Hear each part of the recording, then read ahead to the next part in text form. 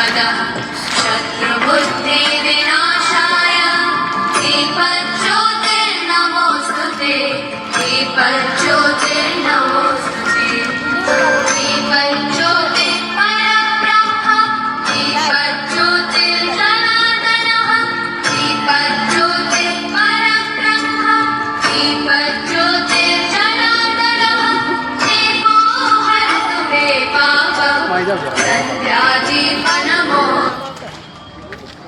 दीपब्रह्मरूपस्थं ज्योतिषां प्रभुरव्ययः दीपब्रह्म ડાયાભાઈ શાળાની વિદ્યાર્થીનીએ વિનંતી કે ડાયાભાઈનું પુષ્પ અને પુસ્તક આપીને સ્વાગત કરશે. તાળીઓના ગડગડાટ ચાલુ રાખીશું.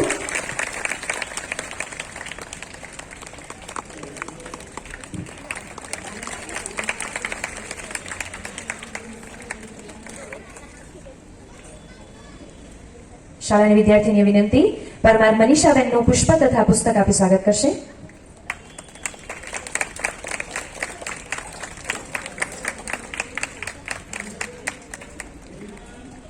ઠક્કર પીનલબેનનું સ્વાગત શાળાની વિદ્યાર્થીની કરશે. તાળીઓ ચાલુ રાખીશું.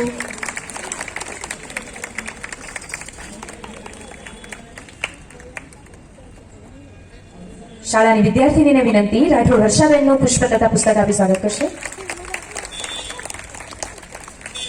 Thank you so much. હવે આપણી શાળા જેના સુકાનીમાં ઉત્તરોત્તર જબરજસ્ત પ્રગતિ કરી રહી છે તેવા આપણી શાળાના આચાર્યશ્રી શ્રી ગિરીશ સરને નમ્ર વિનંતી કે આજના પ્રસંગે પ્રેરક ઉદ્બોધન આપે.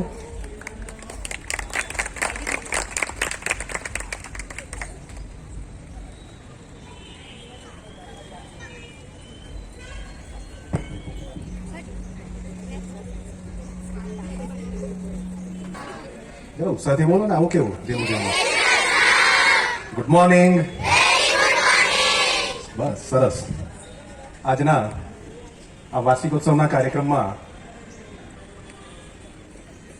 અત્રે આપણી વચ્ચે ઉપસ્થિત એસએમસી અધ્યક્ષ એવા ડાયાભાઈ પ્રજાપતિ, એસએમસીના પ્રોમિનન્ટ સભ્ય એવા શ્રી વર્ષાબેન, સાથે જ એસએમસી સભ્યો મનીષાબેન, પીનલબેન, મારા સાથી શિક્ષક એવા શ્રી સંગીતાબેન, નિકેતાબેન, તમામ શિક્ષક મિત્રો, વિદ્યાર્થીનીઓ અને ચોથા વર્ગના કર્મચારીઓ તથા મારા વાલા વાલીઓ.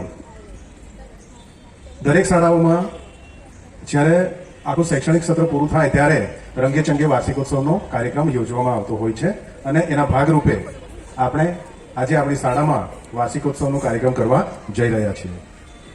સાથે જ ધોરણ 8ની જે વિદ્યાર્થીનીઓ છે એ વિદ્યાર્થીનીઓ હવે આપણી શાળામાંથી એક ડગલું આગળ વધીને 9મા ધોરણમાં જશે.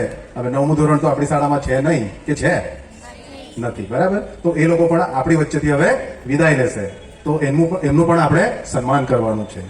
તો આ વાર્ષિકોત્સવ અને સાથે સાથે ધોરણ 8ની વિદ્યાર્થીનીઓનો સન્માન સમારંભ, આ બંને સમારંભમાં તમામ મિત્રોનું હું હાર્દિક સ્વાગત કરું છું. સાથે સાથે આપણી પાસે સમય ઓછો છે એટલે વધારે બહુ આપણે ભાષણબાજી નથી કરવી, પણ એક વાર્તા તો રોજ કદાચ દેવાંગી મેડમ કહેતા જ હશે તમને પ્રાર્થનામાં અવારનવાર, બરાબર? પણ આજે એક વાર્તા કહું છું, ટૂંકી, બહુ લાંબી નથી. આપણે એવા સમાજમાં જીવીએ છીએ, એ સમાજમાં અલગ અલગ સ્વભાવવાળા વ્યક્તિઓ રહેતા હોય છે ને, બરાબર? તમે આમાંથી શાક કેટલા જણ બનાવો છો? ઘરે રસોઈ બનાવો છો? બાલવાટિકા વાળા મારા પહેલા જ બનાવતા હશે. મમ્મીઓને તો કામ જ ના કરવું પડે, બાલવાટિકાના મમ્મીઓને. સરસ, ચલો આગળ મૂકી દો. તમે શાક બનાવો છો, બરાબર? તો વઘાર કરો તો એમાં કઈ વસ્તુ નાખો ને, બરાબર? પછી જેનું શાક બનાવવાનું એ શાક નાખો એટલે શાક તૈયાર થઈ જાય. પછી શું નાખો? બોલો, મોટેથી બોલો. મરચું મસાલા, એટલે કે મસાલા નાખો તમે, બરાબર છે? તો એ જ રીતે આપણી આજુબાજુ દરેક વ્યક્તિ, કોઈક મીઠા જેવો ખારો હોય ને, બરાબર? કોઈ મરચા જેવો તીખો હોય કે ના હોય? કોઈ ગોળ જેવો ગળ્યો હોય, મીઠો હોય, બરાબર છે. આવા તમામ લોકોનું મિશ્રણ થઈને એક સમાજ બને છે. આપણે જેવી રીતે અલગ અલગ મસાલાઓ નાખીને સરસ મજાનું શાક તૈયાર કરીએ છીએ અથવા તો વાનગી બનાવીએ છીએ, એ જ રીતે આવા તમામ લોકોનો સમૂહ ભેગો થઈને સમાજ બને છે અને એ સમાજના આપણે નાગરિક છીએ. તો આવા બધાની વચ્ચે જ્યારે આપણે જીવીએ ત્યારે દરેક વ્યક્તિ પોતપોતાનો અંગત મત આપણને આપતા હોય છે અથવા તો આપણા વિશે વિચારસરણી એવી ધરાવતા હોય, પોતાનો જેવો સ્વભાવ હોય એવો. અને એમાંથી જો આપણે બધું વિચારીએ કે પેલા વ્યક્તિએ મને આવું કીધું, બરાબર, પેલા વ્યક્તિએ મને આવું કીધું, આણે આવું કીધું, પેલા તેવું કીધું, આવું બધું વિચારવા જઈએ તો આપણે આગળ વધી શકીએ? ના વધી શકીએ. પણ બધાની જે થોડી થોડી સારી વાતો છે એ સારી વાતો લઈને આપણે સૌએ આગળ વધવાનું છે. એટલે ધોરણ 8ની વિદ્યાર્થીનીઓને મારી એટલી જ વિનંતી છે કે તમે 8-9 વર્ષ સુધી આ સ્કૂલમાં ભણ્યા, એમાં જે કંઈ પણ કડવા અનુભવ થયા, સારા અનુભવ થયા, જે કંઈ પણ ભાતું છે એ ભાતું લઈને તમે આગળ વધો અને જીવનમાં ખૂબ જ પ્રગતિ કરો, એવી જ આજના તબક્કે ભગવાનને પ્રાર્થના કરું છું. અને ખૂબ ખૂબ આગળ વધી પોતાનું નામ તો રોશન કરો, સાથે પોતાના કુટુંબનું નામ રોશન કરો અને સમાજનું નામ રોશન કરો, એવી ભગવાનને પ્રાર્થના કરું છું. અસ્તુ. ભારત માતા કી જય.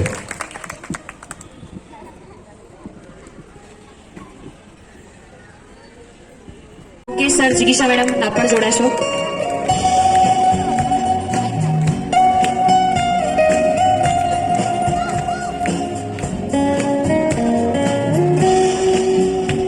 દીકરીઓને જે ભેટ છે એ બોટલ્સ જે છે એ દીપિકા મેડમ, ભાવિની મેડમ તથા મનીષા મેડમ તરફથી છે. તો આપણે ત્રણેય મેડમ માટે જોરદાર તાળીઓથી વધાવીશું. અને જે પેન છે, બોલ પેન, એ શ્રી નિકેતા મેડમ તરફથી છે. જોરદાર તાળીઓથી આપણે દીકરીઓને તથા મેડમોને પણ વધાવીશું. Thank you Deepika madam, Bhavini madam, Manisha madam તથા નિકેતા મેડમ.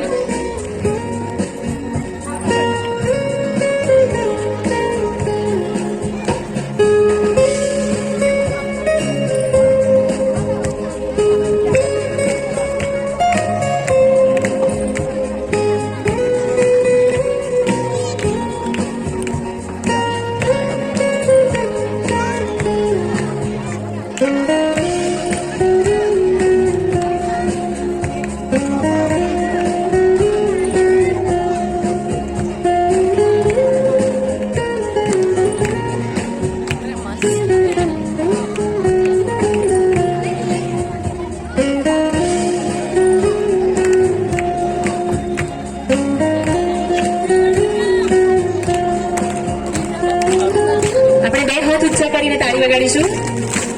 આપણા જ શાળાની વિદ્યાર્થીનીઓ, તો પછી તાળીમાં ખોટ શિકાર હોય.